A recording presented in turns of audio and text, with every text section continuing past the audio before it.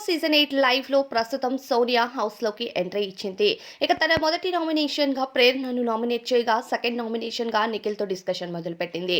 ఇక నిఖిల్ 1, 2 అని మిస్టేక్స్ కాదు, వరుసగా ఎన్నో మిస్టేక్స్. "నువ్వెంత మోసం చేస్తున్నావంటే మామూలుగా మోసం చేయట్లేదు. నువ్వు తీయాల్సిన గోతులు వెనక నుండి తీస్తున్నావు. కానీ ఎవ్వరికీ ఆ గోతులు కనిపించట్లేదు. చాప కింద నీరులాగా వెళ్ళిపోతుంది నీ మోసం" అంటూ ఇక సోనియా నిఖిల్ ముఖం పైన చాలా మాట్లాడుతూ వచ్చింది. "నువ్వు కంటిన్యూగా మాట్లాడితే సరిపోదు. ఇక్కడ నేను అవన్నీ చేశానని నువ్వెలా అనుకుంటావు? నాకు దేని విషయంలో అయినా సరే సైలెంట్‌గా ఉండటం అలవాటు. అంటే ఎన్ని రోజులు అలా సైలెంట్‌గా ఉంటూ ఇతరుల్ని మోసం చేస్తావు? ఒకరు, ఇద్దరు అంటే అనుకోవచ్చు. నీ విషయంలో మోసపోయిన వాళ్ళ లిస్టు చెప్పమంటావా?" అంటూ ఇక సోనియా అయితే మాట్లాడుతూ నిఖిల్ పైన గట్టిగానే అరుస్తూ ఉంటుంది. ఇక పృథ్వీ విషయం పైన కూడా సోనియా మాట్లాడుతూ వచ్చింది.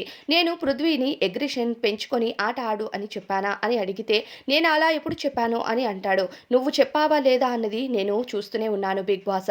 అసలు నేను నీకు అలా చెప్పానా పృథ్వీ? నువ్వు అగ్రెసివ్‌గా ఆట ఆడు అని చెప్పానా?" అంటే పృథ్వీ లేదు అని చెప్తాడు.